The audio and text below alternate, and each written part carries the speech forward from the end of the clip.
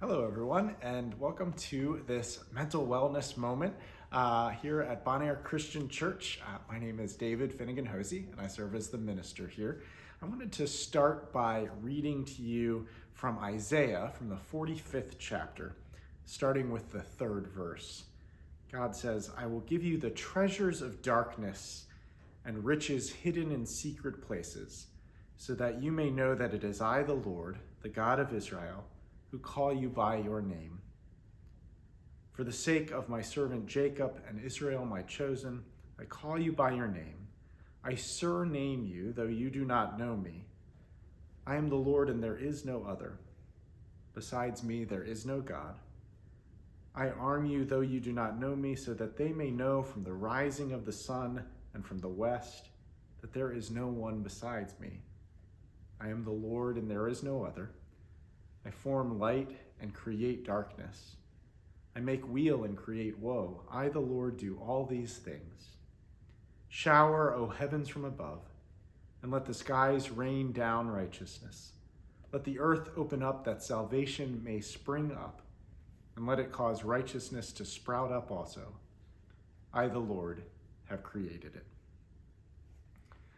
Around this time of year, there are kind of two things going on at once. One is we are preparing for one of the most joyous celebrations of the Christian year.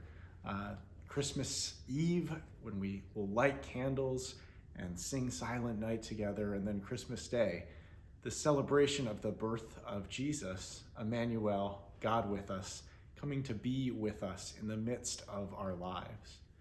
At the same time, this is the darkest time of year in a literal sense. The nights are long, the days are short. The winter solstice is the Thursday just before Christmas Eve this year. And so sometimes this is a tough time of year for people because of the darkness, because of perhaps grief, missing someone who made the holidays what they were for you. Perhaps because of anxieties about the season itself, sort of the stress at the end of the year. There's a lot of reasons why people have a tougher time this kind of year.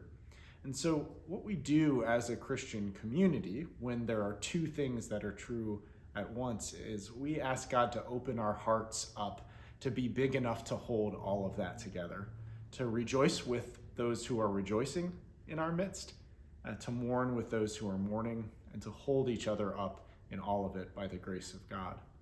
So this passage from Isaiah reminds us that God is also the creator of the darkness, just as the light, that there are treasures hidden in darkness that God has to offer us. We seek for them during this season. We light flickering candles during Advent in the midst of the darkening days as we look for signs of love, of hope, of peace, and of joy in our lives. In my message on Sunday, I introduced people to a concept. It's a coping mechanism that is taught, a coping skill that is taught for folks who struggle with anxiety. It's called 5-4-3-2-1. And I related it to this book that we've been reading during this Advent season about experiencing this time with all of our senses, with our sight and our hearing, our smell and our taste. So many senses, so many sights and sounds that we associate with this particular time of year. And so this had me thinking about this coping skill, 5-4-3-2-1, which is something that you can do if you're feeling a lot of stress or a lot of anxiety. It's a very concrete, practical way to bring yourself into the present moment and to engage your senses, which engages your whole self, kind of gets your body engaged in this present moment. So what you do is you look around the space that you're in, and you just name to yourself 5 things that you can see. What are 5 things that you can look around and see? And then you name 4 things that you can touch. Texture of a sweater, the feel of a book. What are 4 things you can touch? Then 3 things that you can hear in the space around you.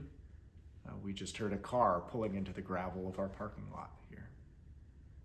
And then two things you can smell, or if you're as congested as most of us this time of year, maybe two favorite smells.